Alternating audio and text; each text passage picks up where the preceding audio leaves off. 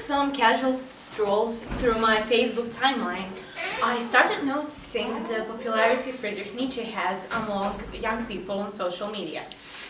That is followed by some kind of respect towards nihilism. And being a Nietzsche enthusiast myself, I immediately started liking such Facebook pages. At first, I enjoyed the photos, text and memes, which were now all over my timeline. But soon enough, I realized that the nihilism and the Nietzsche everyone was talking about don't have any concrete connection to what those terms meant in philosophy. So, to begin with, I shall explain them. Nihilism is a belief in philosophy which says that all values known to mankind are baseless and that life itself doesn't have any meaning. Therefore, a nihilist would be a person who has no other purpose in life than their instinct to destroy and just merely survive. And the name mostly associated with nihilism is exactly Friedrich Nietzsche. He was a German philosopher who lived in the second half of the 19th century and is known for his belief in the Übermensch, will to power, and annihilating all known values. And even though his beliefs may seem way too radical, and at first you might think that he didn't do anything but hatredly criticize too many things about society, the truth is he was an optimist. So the exact opposite of the pessimism teenagers connect them with. And that optimism of his is exactly the concept people tend to misunderstand and unsee.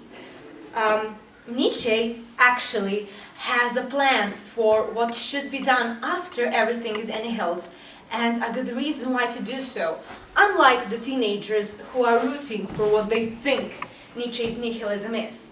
And as a 21st century teenager myself, I have misunderstood this at the beginning, only to now find out it was a mass phenomenon. And it really intrigued me. How did this happen?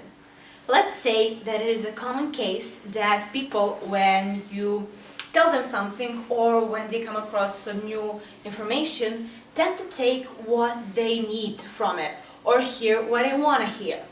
And that is exactly how nothing really matters part of the philosophy became the most highlighted one. But why Nietzsche? As someone who read his work, but also works of many other philosophers, I can say that he, in fact, has a slightly simpler writing style and his ideas are a bit more relevant. At least that's what I thought would be the case. So, why is this happening? Because, said like this, it seems a bit heartbreaking, doesn't it? Even dangerous. Something made some kids depressed and lost, and that something also made others want to be pessimistic.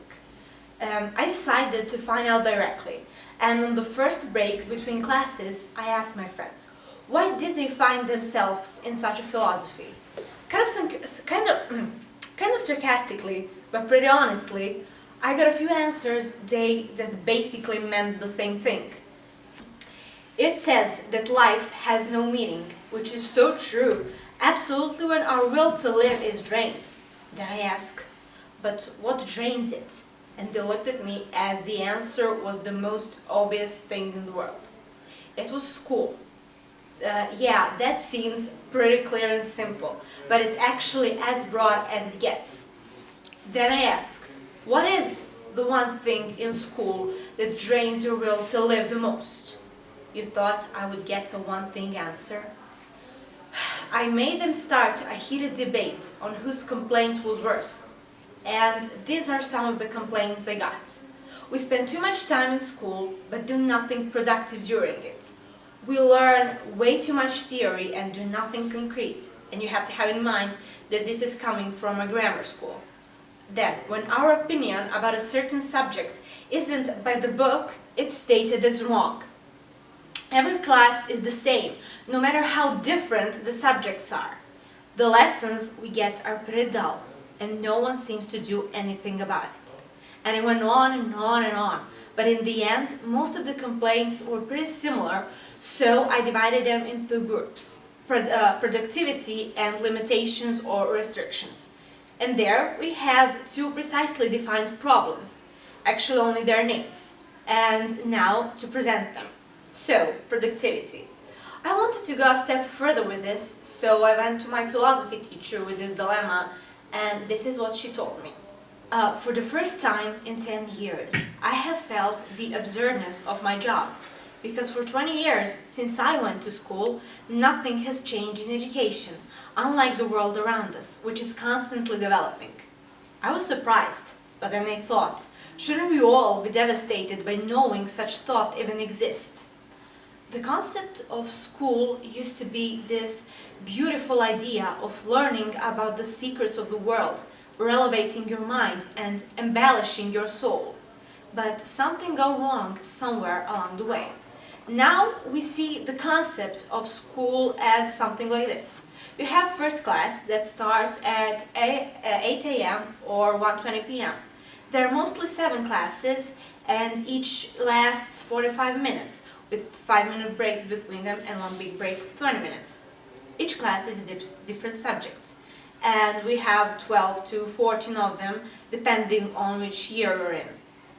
We get a huge amount of information each day and get tested for knowing and remembering as much as possible.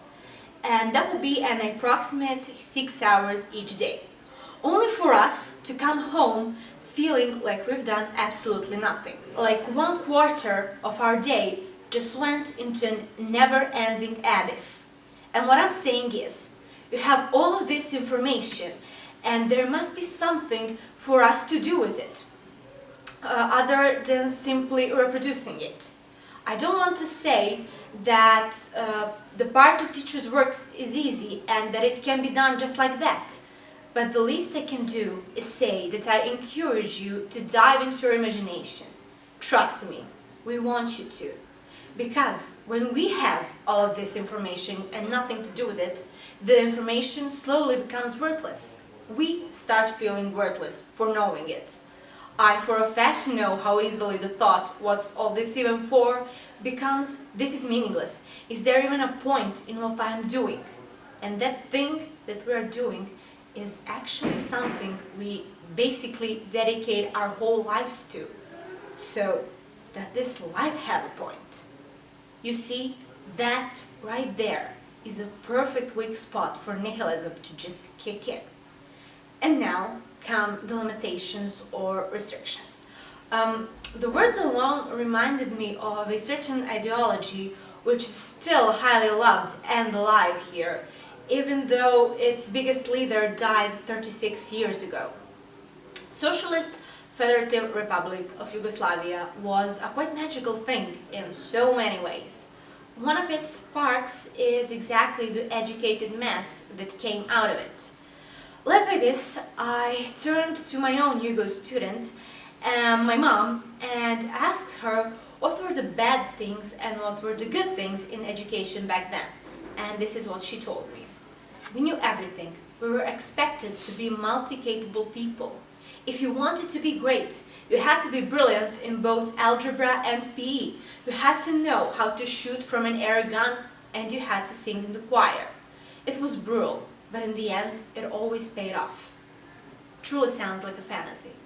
But then, I remembered how amazed my mom would get if my brother or I started talking about ancient history or ancient philosophy.